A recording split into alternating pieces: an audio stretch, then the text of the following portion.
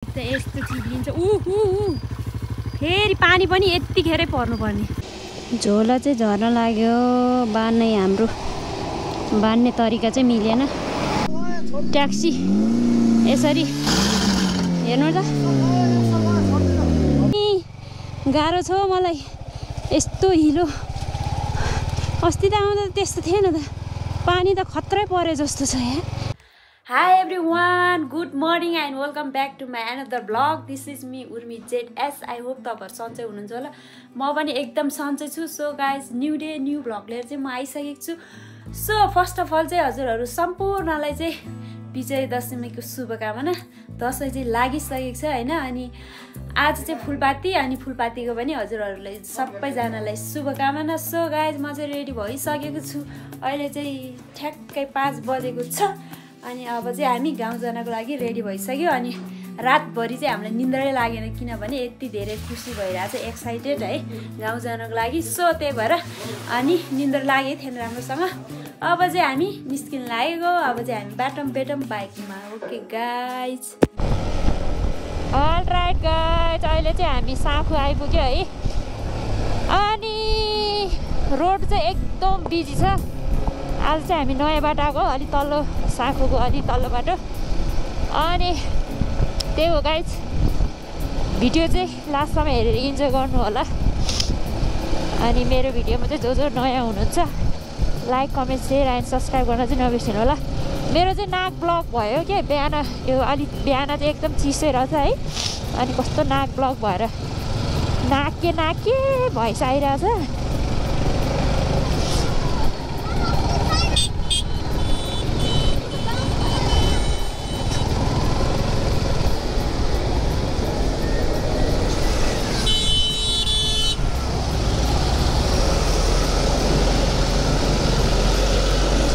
बजाएको दिदी हिँड्नु। मलाई त यति धेरै निन्द्रा लागेको नि आमा। हिजो राति राम्रोसँग सुतेको थिएन, दसैँ आयो भनेर खुसीले है निन्द्रै नलाग्यो। दिदीले पनि हिजो राति निन्द्रा लागेन होइन? मलाई निन्द्रा लागेन। अघि बाइक चलाउँदा कस्तो निन्द्रा लाग्यो। अनि त्यसपछि बाइक चलाउँदा निन्द्रा लाग्यो है। हिजो राति चाहिँ हामी खुसीले आमा बच्चा जस्तै के भन्नु र। अनि दसैँ आयो, कहिले घर जाने कहिले उज्यालो होला जस्तो हुने कि। सो अब चाहिँ हामी यहाँ खाजा खाएर माछाहरू पाउने रहेछ है। भेनाजीले चाहिँ के खोज्दै हुनुहुन्छ मलाई थाहा छ।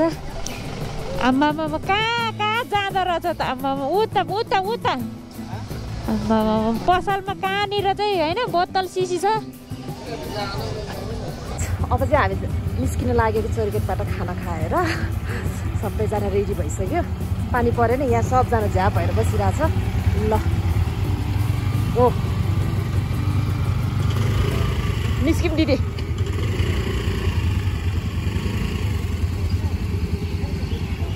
ल जाऊँ।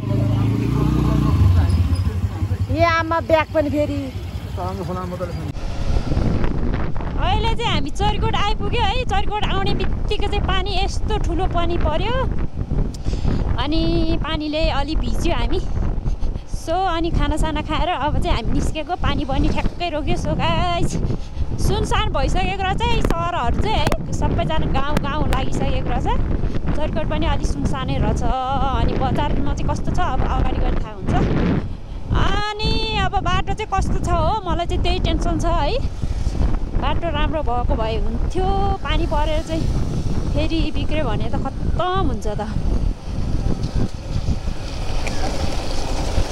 मैले चाहिँ आजको भिडियो चाहिँ मैले राइडको धेरै बनाएन कि, अलिकति मात्र बनाएको है।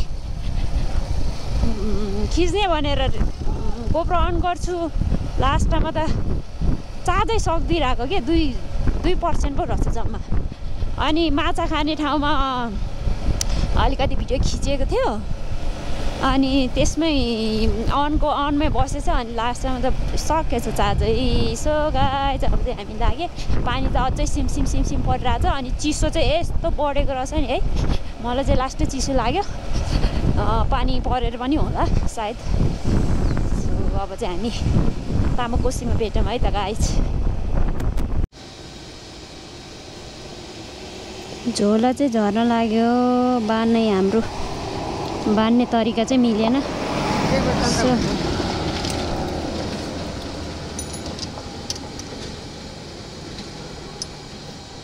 अब ट्याक्सी यसरी हेर्नु त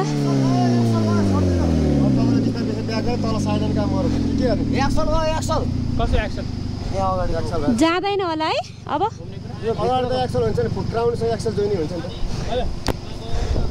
यस्तो रोडमा धन्न आएछ यहाँसम्म भयो नि। ल भेनाज्यू झोला एउटा मलाई दिन्न यो।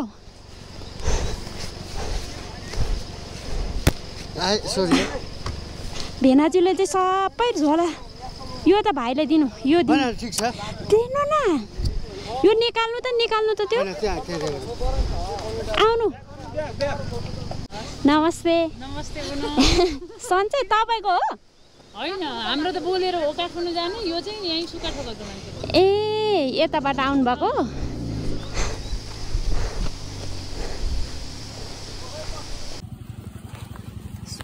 भेनाजु दादा तपाईँ चिप्लेल है। हेलो एभ्रिवान, यस्तो छ हाम्रो मेलुङ गाउँपालिका बाटो। कुनै तर ठुल्ठुलो कुरा गर्छ, बाटो यस्तो छ।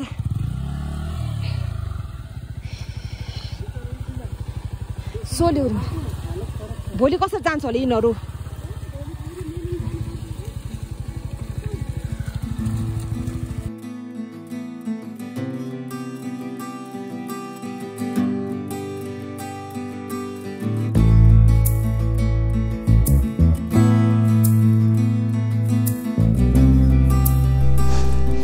के गर्नु, माइतको बाटो यस्तो छ। माइत त हिँड्यो नि, गाह्रो छ मलाई।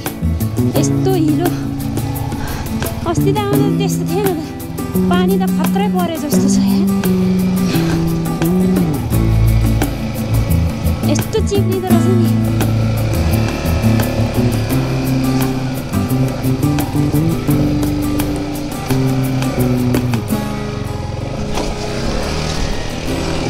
ओइ आम्मा मेरो बाइक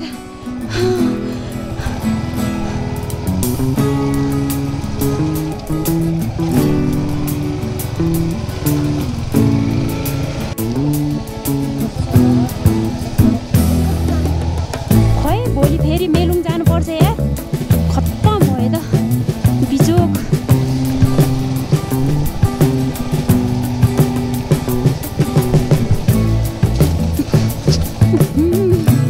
केले यस्तो भयो? बाटोमा पानी लाएर राखेको कि यहाँ पानी धेरै उम्रेको? के गरेको होला भाइ साहब? यसो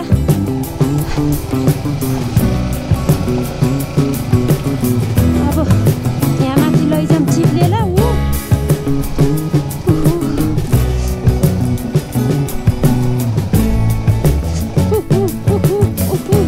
ओइ धन्ने लडेन।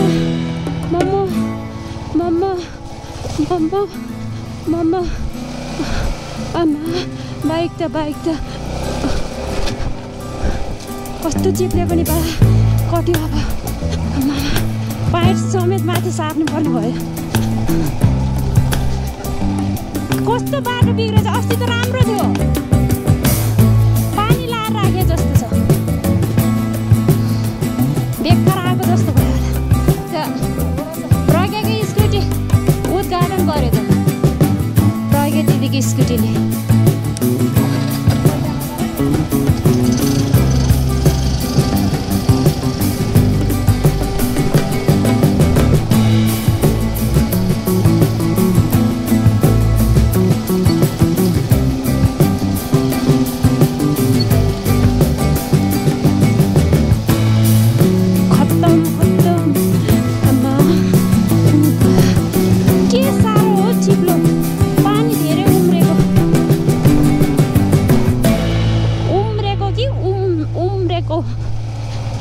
किन मेरो बोलीहरू छ नि कस्तो अर्कै भएको छ क्या। म चाहिँ टिबिटेनहरूसँग बसेर होला है, मतलब अलि कस्तो उहाँहरूले नि यस्तै बोल्नुहुन्छ नि त।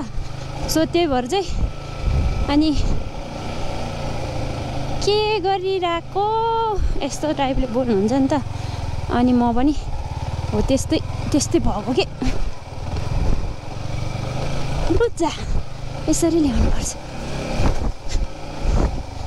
के भनेको भन्नु हट यस्तो डेन्जर बाटो त म अहिलेसम्म हिँडेको थिएन आज हिँड्यो माइत आउन त्यत्तिकै कहाँ सजिलो छ र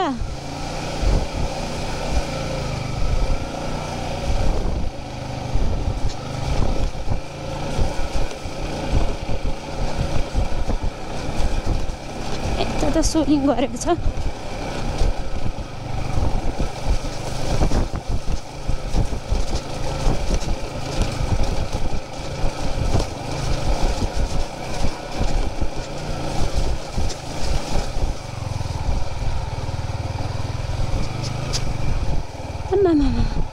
पुरै देख्न सक्नुहुन्छ तपाईहरुले बाटोको हालत यस्तो छ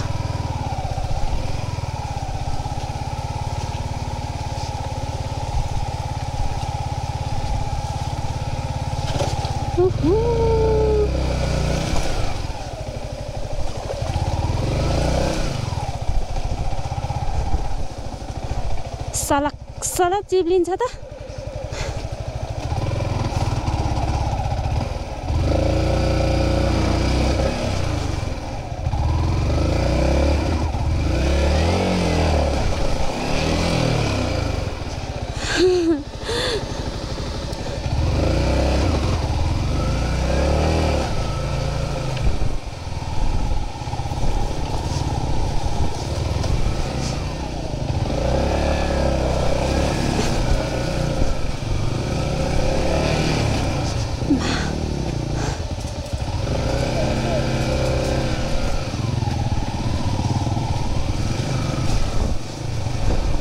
हट कस्तो खतरा बाटो हो यहाँ बीचबाट लान्छु चिप्ले नि चिप्लोस् लु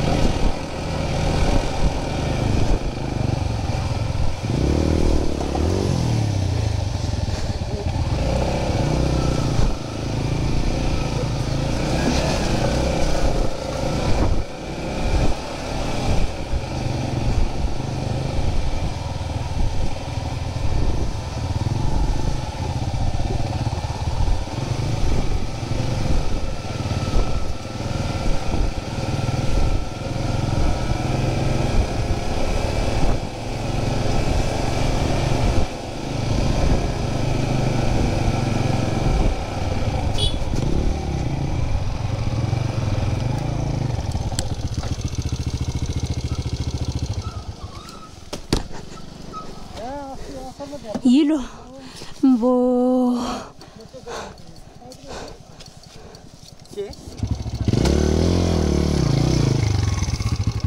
हजुर के चाहिँ गर्ने भने यस्तो छ बिजोक देख्न सक्नुहुन्छ बाइक त यस्तो चिप्लिन्छ फेरि पानी पनि यतिखेरै पर्नुपर्ने मेरो टिभीएस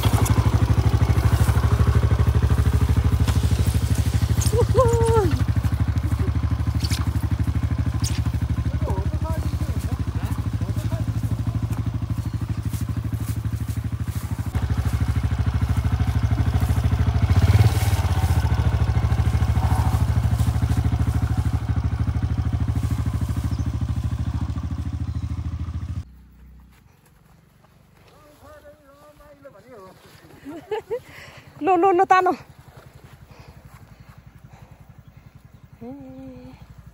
यस्तो छ बाटो हरबिजोक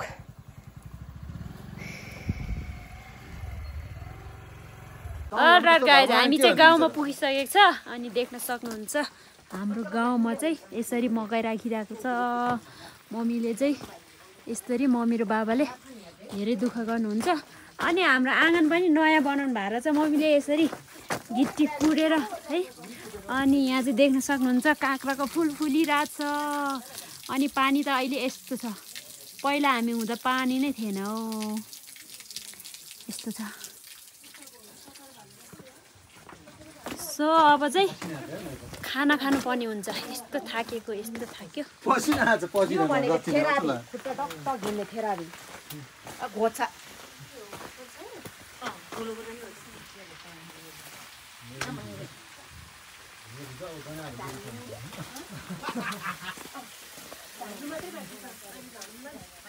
नयाँ घर चाहिँ यता तर हामी पुरानो घरलाई चाहिँ छोड्नै सक्दैनौँ किनभने हाम्रो यो चाहिँ हामी हुर्केको जन्मेको घर हो नि त त्यही भएर चाहिँ हामी चाहिँ अहिले पनि पुरानो घरमै बस्छु तर सुत्ने चाहिँ यता नयाँ घरमा सक्छु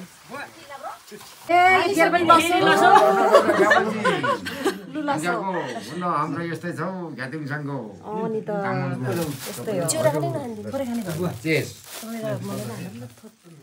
खत्ता गिलास तिमी बिताइ आज त बिचरा